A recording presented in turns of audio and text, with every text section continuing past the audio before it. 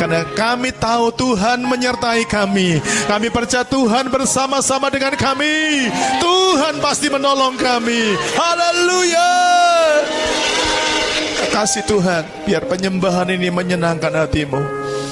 Penyembahan ini membawa kami boleh menikmati kuasa-Mu yang tak terbatas itu Tuhan. Bahkan tak terbatas dari ruang, waktu, dan kondisi apapun. Dimanapun kami yang terkoneksi dengan penyembahan malam hari ini, kami percaya ada kuasa dari sorga yang mengalir menolong mereka semuanya. Sekarang kami buka hati kami, buat kami akan belajar dari firman-Mu. Urapi Tuhan semua kami untuk terima pengurapan baru daripada Tuhan. Biarkan pada kesempatan ini kami semua boleh menikmati anugerah lewat kebenaran firman-Mu. Singkapkan rahasia firman Tuhan yang dalam itu bagi kami, dan jadikan kami sebagai pelaku-pelaku firman yang mau melakukan firman itu.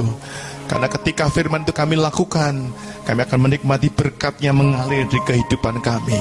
Urapi hamba-Mu, biar hamba-Mu tersembunyi di belakang-Mu. Yang nampak cuma kemuliaan-Mu yang dinyatakan di tengah kami. Dalam nama Tuhan Yesus, semua yang siap dengar firman Tuhan bersama-sama kita berkata, amin. Berikan tepuk tangan yang luar biasa bagi Tuhan. Jemaat Tuhan silakan duduk kembali. Tuhan memberkati kita semuanya. Shalom. Shalom. Puji Tuhan, saya percaya malam hari ini Tuhan hadir tengah-tengah kita, amin.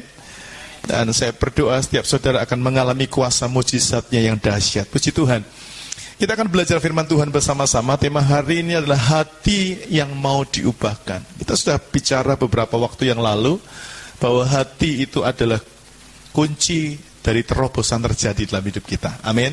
Sama-sama bilang, hatiku menentukan mujizat terjadi dalam hidupku. Mari berikan tepuk tangan yang luar biasa buat Tuhan Yesus Kristus. Kita membuka Alkitab kita sama-sama di dalam Galatia pasal yang ke-6 ayat yang ke-15. Galatia pasal 6 ayat 15. Ya, ini ayat yang dituliskan oleh Rasul Paulus ketika dia berada di hari-hari terakhir sebelum dia akhirnya meninggal. Galatia pasal 6 ayat yang ke-15. Mari sama-sama kita membaca dengan suara yang keras ya. Sudah semuanya? Amin. Oke, 2, 3. Sebab bersunat atau tidak bersunat tidak ada artinya, tetapi menjadi ciptaan baru itulah yang ada artinya. Saudaraku, sejak awal saya membaca kitab Galatia, berulang-ulang saya membaca kitab Galatia, ini ayat yang terus menggaung gitu ya, di dalam hati saya, dalam pikiran saya, dalam benak saya. Seolah-olah saya diingatkan bahwa ini loh, esensi atau inti dari kehidupan Kristen itu bukan merubah KTP, bukan merubah kebiasaan kita setiap hari Minggu, bukan. Tetapi menjadi ciptaan baru, itulah intinya. Katakan amin. Amin. Kita lahir, kita hidup, kita besar, itu pasti punya kebiasaan-kebiasaan yang secara otomatis. Sama saya bilang otomatis. Amin. Anda Kristen dari lahir, maka Kristenmu menjadi Kristen otomatis. Tahu Kristen otomatis ya? Ya ke gereja begini, baca Alkitab begini, sampai doa pun sudah latah. Apa kabarnya? Haleluya. Mau ditanya kabarnya apa? Haleluya. Nah, jawabannya harusnya baik. Amin. Gimana kabarnya? Luar biasa. Beneran luar biasa. Mestinya kita tidak latah, kita nggak otomatis, tapi kita bisa ceritakan. Oh ya, kabar saya, kita bisa cerita secara pribadi. Amin. Tapi karena kita ini sudah terbiasa, terpola, maka itu yang terjadi. Tapi perhatikan baik-baik, mengikut Tuhan Yesus, Alkitab berkata demikian. Sebab bersunat atau tidak bersunat. Ini karena di kota Galatia, itu banyak orang-orang yang terus-menerus berkata, kalau ikut Yesus itu harus disunat. Karena awal mula mereka ada banyak di antara mereka yang latar belakangnya adalah orang Yahudi. Amin. Latar belakangnya orang Yahudi, sehingga orang-orang yang bukan Yahudi itu selalu dipaksa untuk ayo sunatlah, sunatlah. Lalu Paulus berkata demikian, ikut Tuhan itu bukan masalah sunat atau tidak bersunat. Mau sunat 10 kali, tapi kalau tidak berubah, sama dengan tidak ada artinya. Mari kita sama-sama renungkan dalam hidup ini. Sampai sejauh ini, sudahkah kita mengalami perubahan? Sudahkah kita memutuskan untuk berubah? Dan jujur, berubah itu tidak mudah. Sama-sama bilang, berubah tidak mudah. Tapi berubah itu harus. 2, 3. Sama-sama bilang, berubah itu harus. Katakan amin. Nah, seringkali kita untuk merubah, itu kita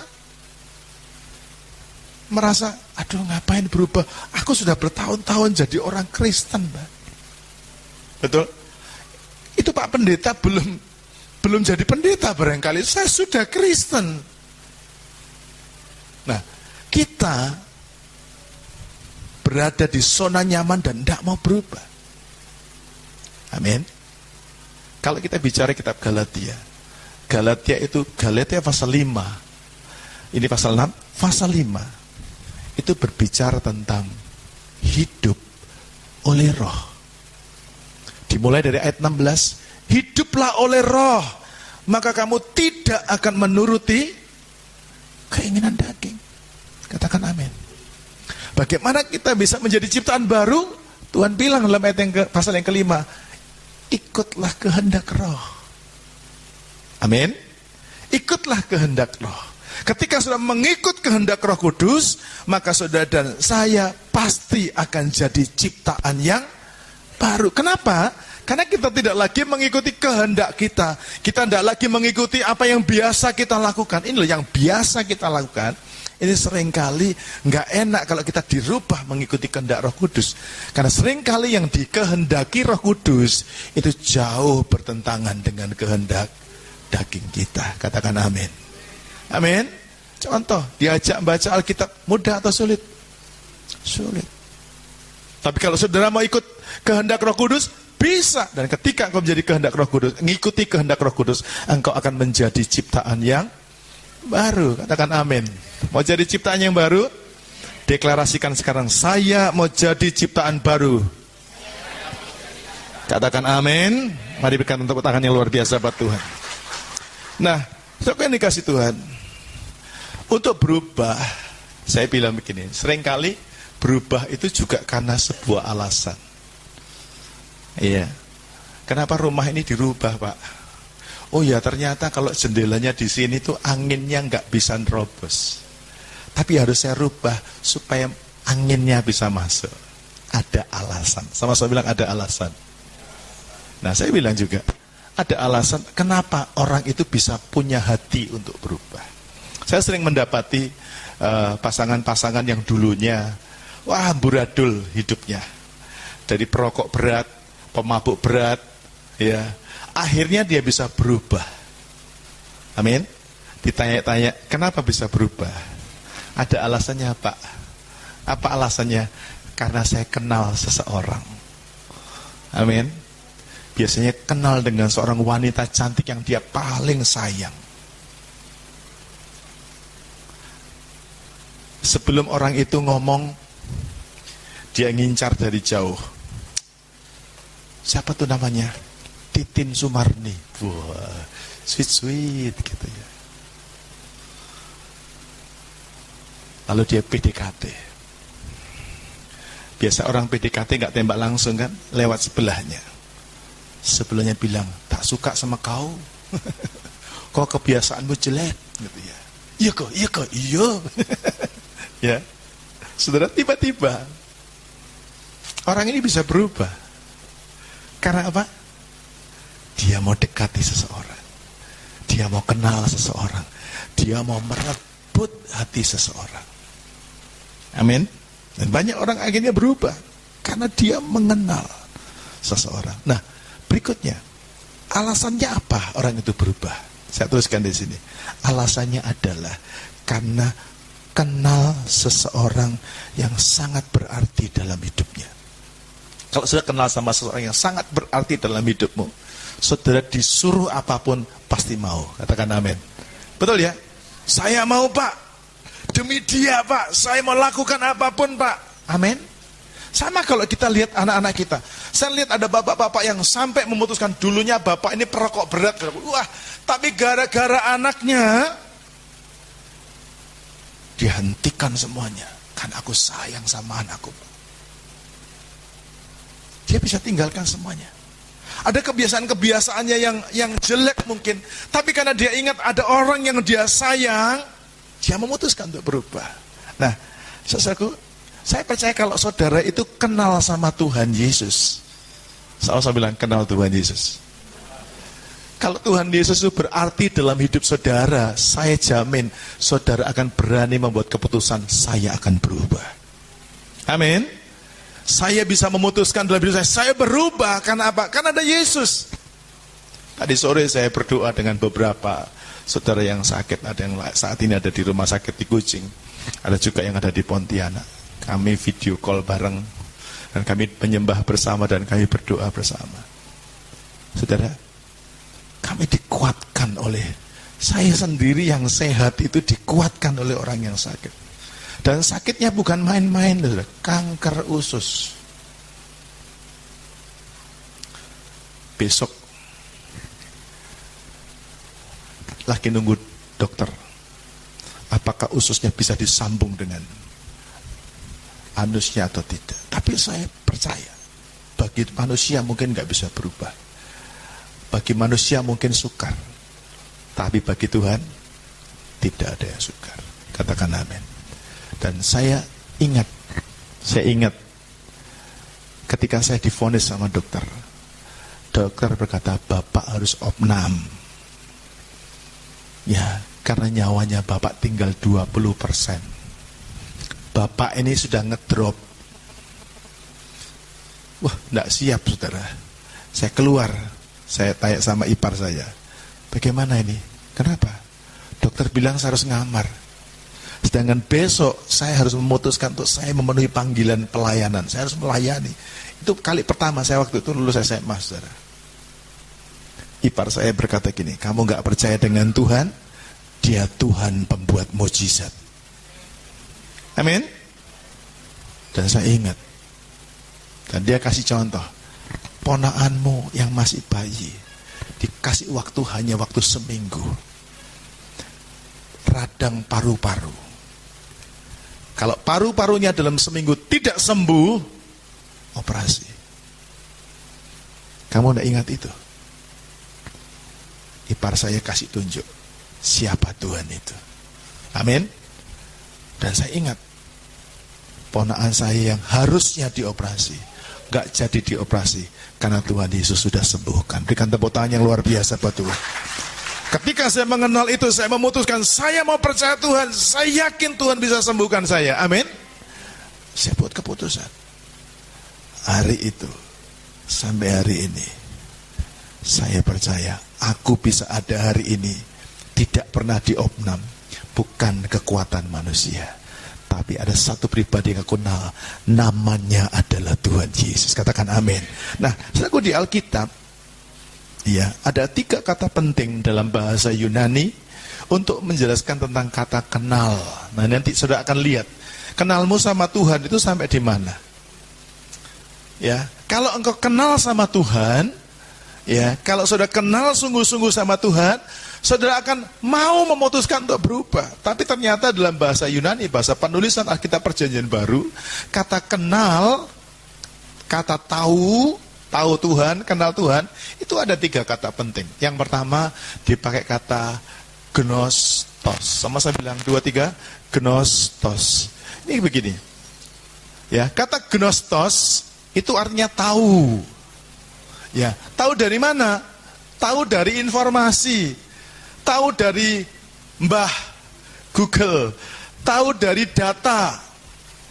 Kita bisa tahu banyak orang. Rasanya zaman sekarang itu kita kayak orang canggih.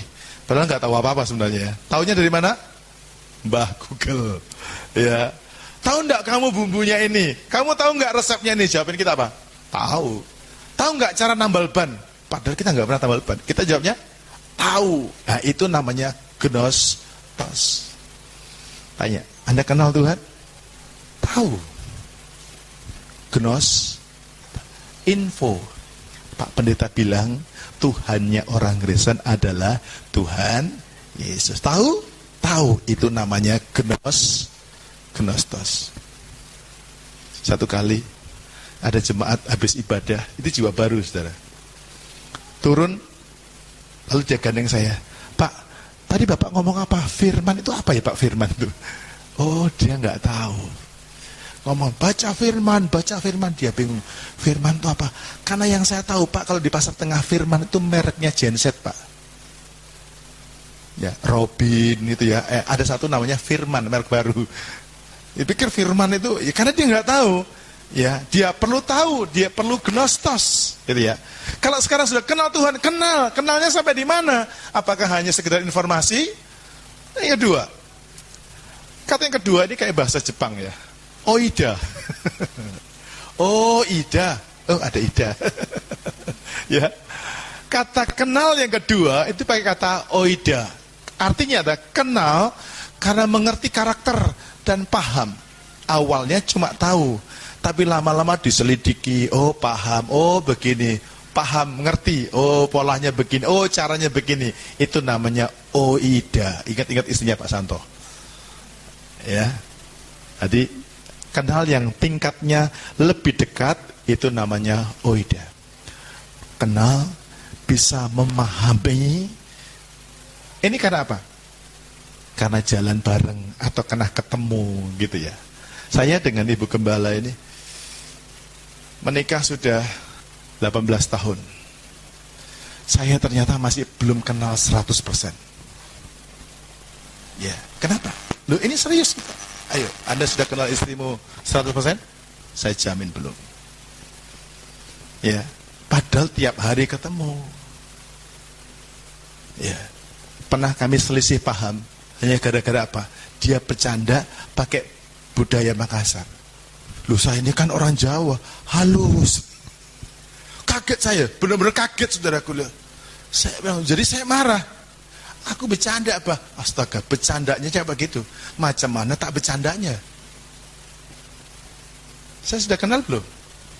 Ternyata untuk sampai tahap oida ini, itu butuh waktu yang lama. Lalu saya ingat kata istri saya. Papa, saya kalau mau tanya, mau bilang begini ya, kamu kalau bercanda jangan begitu. Dia jawabnya begini, Papa, enggak tahu aja menikah 18 tahun dengan orang Makassar. Makassar bukan jauh. Betul? Jadi untuk sampai kepada tahap ini dibutuhkan apa? Anda mesti berjalan bareng. Anda butuh waktu. Makanya ikut Tuhan itu enggak gampang. Saya bilang ikut Tuhan enggak gampang. Amin. Ikut Tuhan itu enggak bisa kita itu cuman seminggu sekali, kapan ada sempat, enggak bisa. Anda butuh waktu untuk ngalamin dari gnostos menjadi oida. Amin. Dari tahu secara informasi sampai bisa paham. Ini belum dalam, saudaraku. Amin. Sekarang yang ketiga. Yang ketiga ini dipakai kata ginosko. Sama-sama bilang ginosko. Nah, kata ginosko ini adalah kenal secara pribadi. Tadi saya bilang, saya sudah menikah dengan istri 18 tahun. Apakah saya sudah ginosko? Belum 100%. Apalagi kalau ada suami-suami atau istri-istri yang menikah tapi masih pakai topeng. Ditapukkan karakternya. Ada? Bisa loh menikah dengan pakai topeng, itu bisa. Banyak saya temukan. Ada Pak, cuman aku enggak mau suamiku tahu. Kok bisa menikah sambil peta umpet? Sembunyikan karakter. Nah bisa, kita menikah harus ceritakan semua detail. Amin.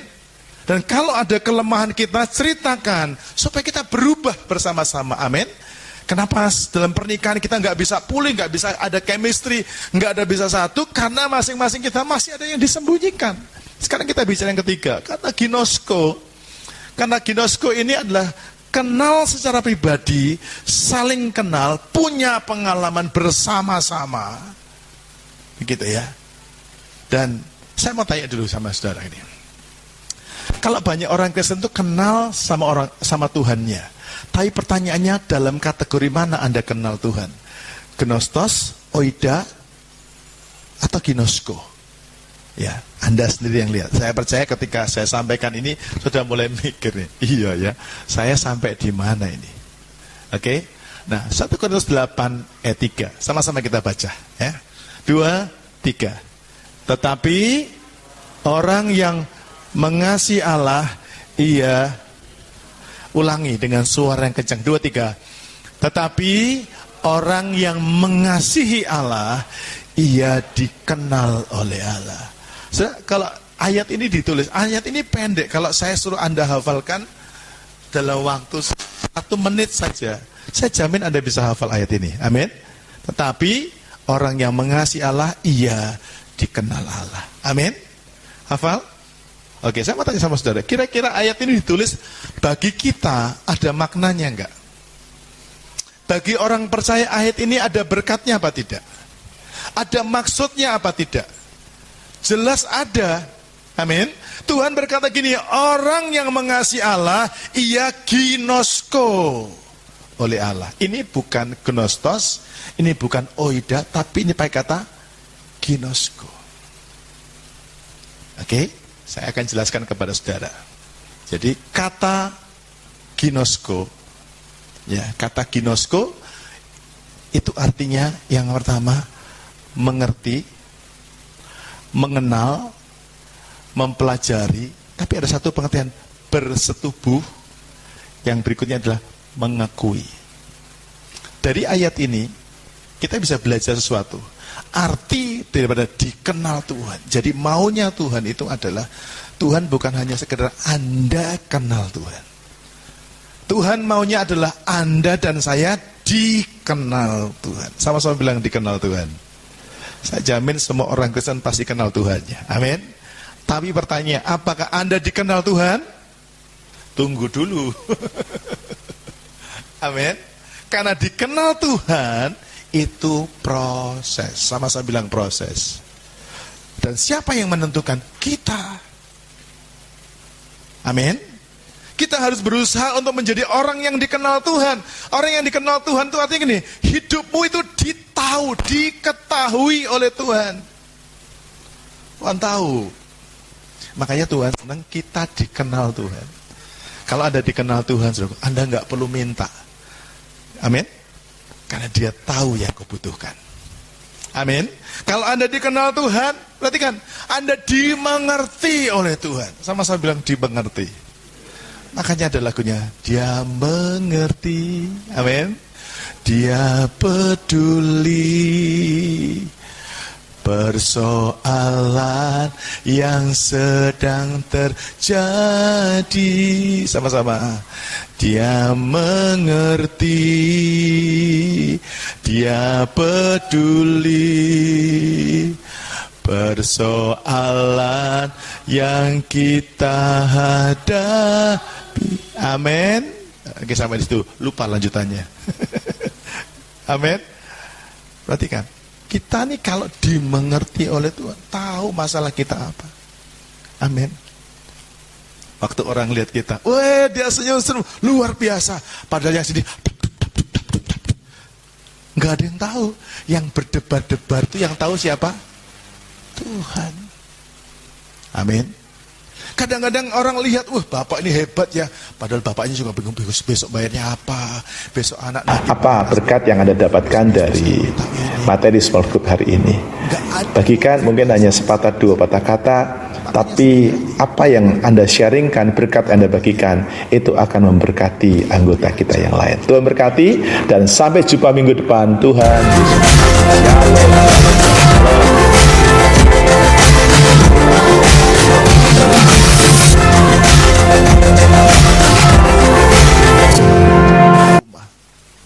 dan kau tidak pernah melibatkan Tuhan dalam hidupmu. Kalau kau kenal Tuhan, Dia pemelihara, Dia mengerti, Dia akan mencukupkan semua yang kau butuhkan. Katakan amin. Amin. Karena kita nggak sadar, kita nggak dikenal Tuhan, dan kita nggak merasa butuh untuk dikenal Tuhan. Kita seringkali menyelesaikan persoalan ini dengan cara apa? Dengan cara sendiri. Halo? Betul? Dengan cara sendiri. Karena kita dengan cara sendiri, akhirnya kita terjebak. Alkitab berkata, kita jatuh dalam berbagai duka. Orang kalau jatuh, waduh. Amin. Amin. Mari kita belajar untuk dikenal Tuhan. Sama-sama bilang dikenal Tuhan. Hidupmu akan dimengerti. Berikutnya, kata ginosko itu hidupmu dipelajari Tuhan. Tahu dipelajari. Ya, beberapa hari yang lalu speaker ini rusak, saudaraku ya. Sebelumnya memang sudah rusak. Sempat dibawa ke sebuah tukang, tapi tukangnya bilang, "Enggak bisa, Pak." Oh ya sudahlah, dibuat pasif saja. Darinya awalnya aktif. Lalu tiba-tiba kita bawa ke bengkel yang lain. Ternyata bengkel yang lain itu orang yang tidak gampang menyerah. Saya lihat, bengkel sebelumnya saya juga lihat. Tapi bengkel yang satu ini agak lain. Dia liatin, dia pelajarin, dia teliti. Sampai dia cerita kepada saya, tahu enggak Pak? Ini MCB apa tuh ya? PCB-nya itu Pak, jalurnya bukan cuman atas bawah, atas beda, bawah beda. Iya kah Pak? Jadi mengenal. Sampai akhirnya barang ini bisa jadi dan kita bisa pakai kembali. Ini perhatikan begini.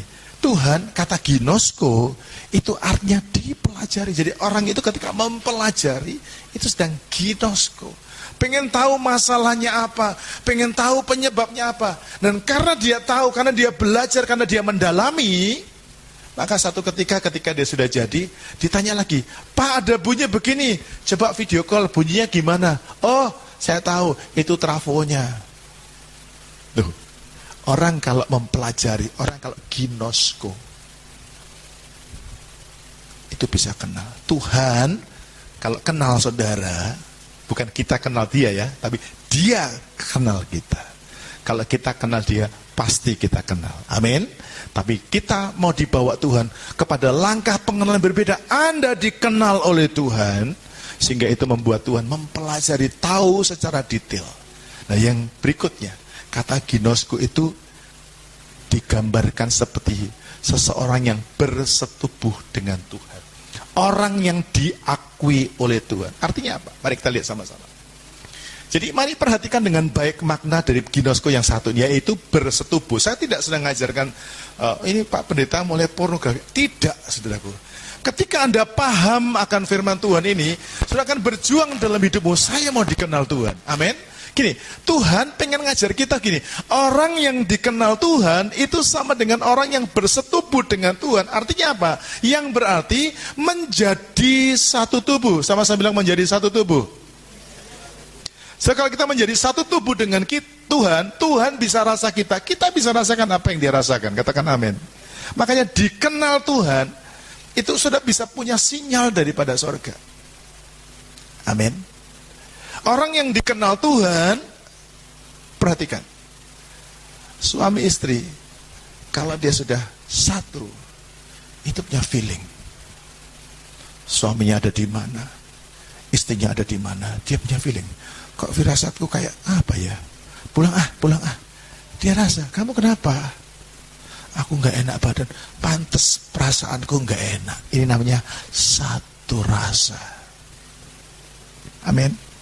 Anda dikenal Tuhan, Anda dikenal Tuhan, Anda bisa rasain hatinya Tuhan. Katakan amin. Mau bisa ngerasain hatinya Tuhan? Jadilah orang yang dikenal Tuhan.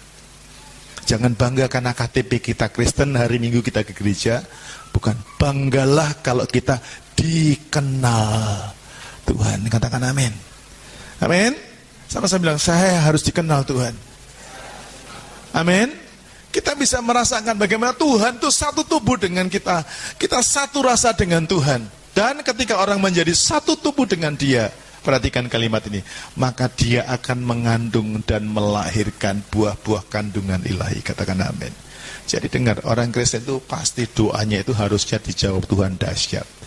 Kalau dia dikenal Tuhan. Amin. Amin. Semua yang ada dalam hidupmu, kesuksesan, keberhasilan, mimpimu yang gede-gede itu pasti bisa engkau lahirkan kalau engkau dikenal Tuhan. Karena kata dikenal itu artinya bersetubuh. Amin. Amin. Nangkep kira-kira sampai di sini?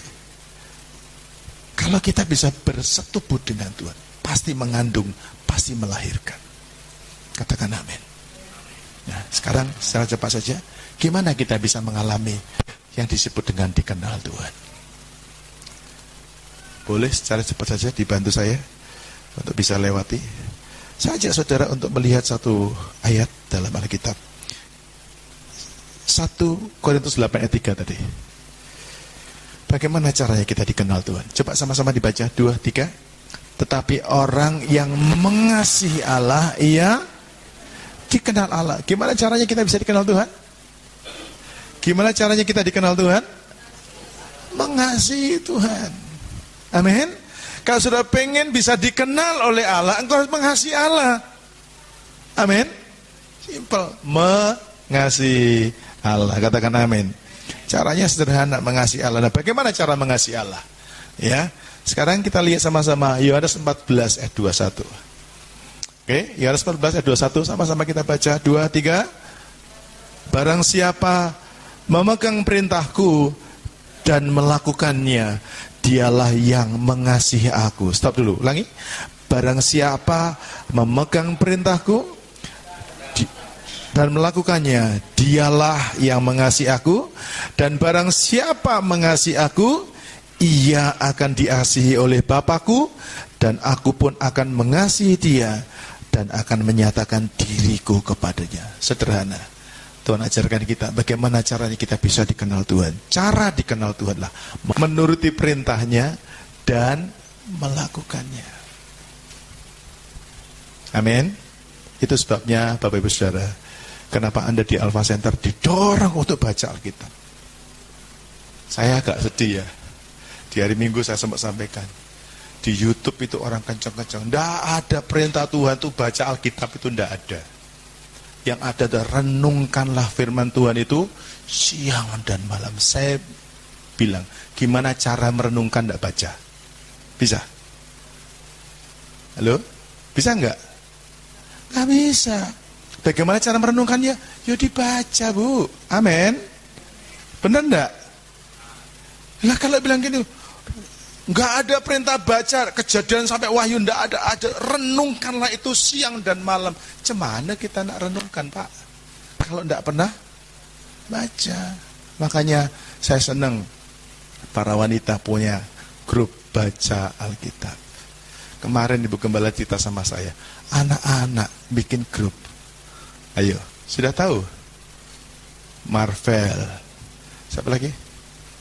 Fanny. Siapa lagi? Elvania. Elvania sama Yel. Wah, hebat saudaraku. Bayangkan, nak-nak.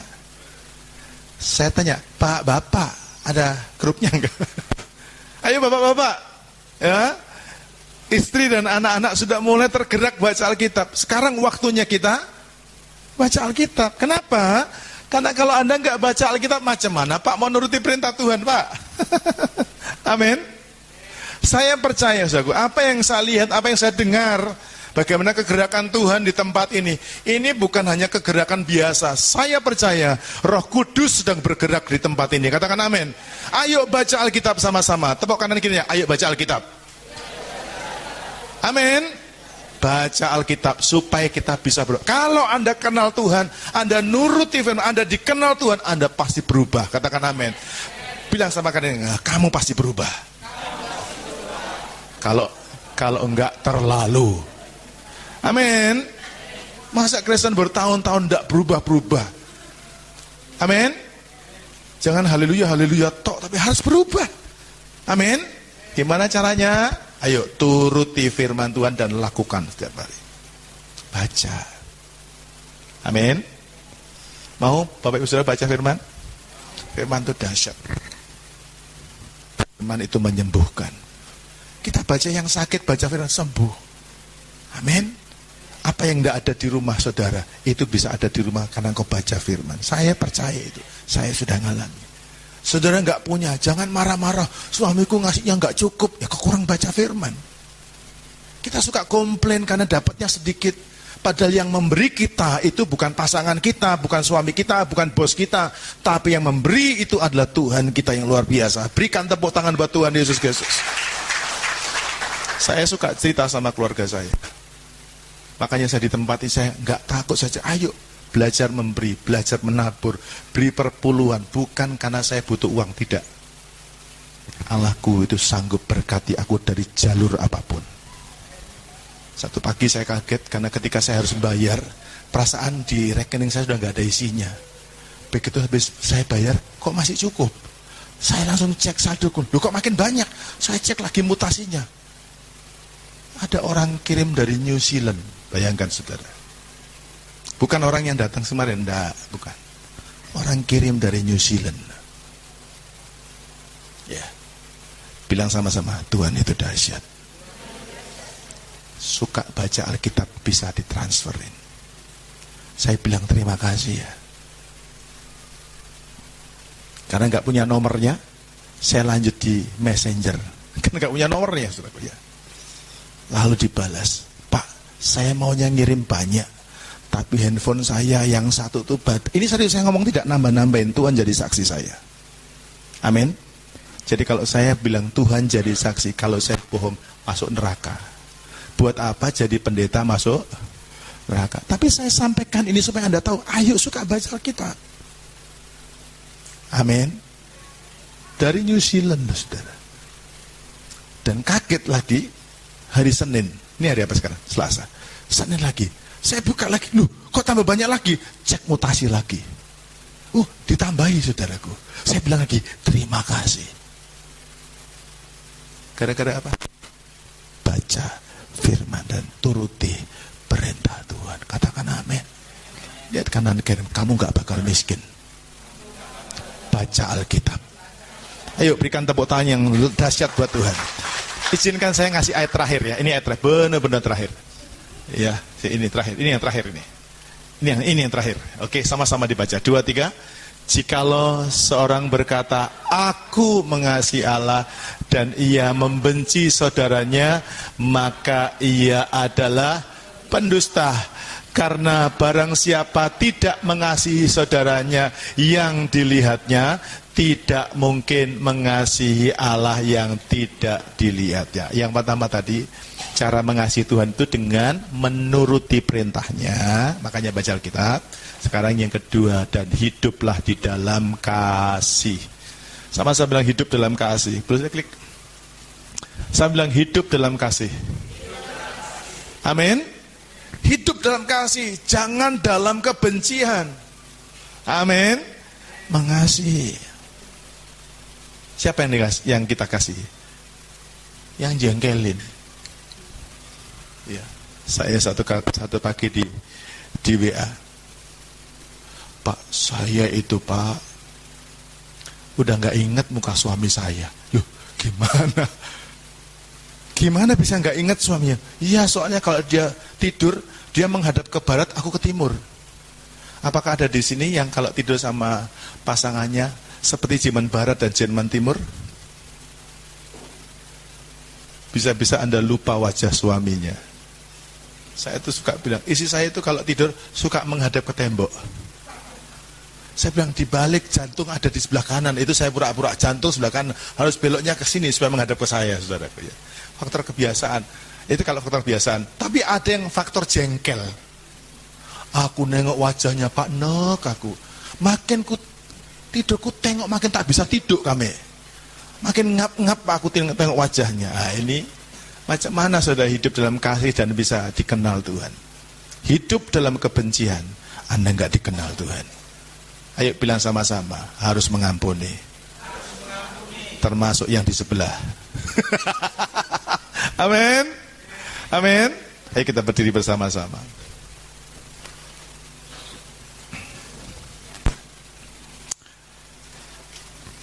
Mari kita tundukkan kepala. Tuhan Yesus, terima kasih buat firman Tuhan hari ini. Biarkan Engkau membawa kami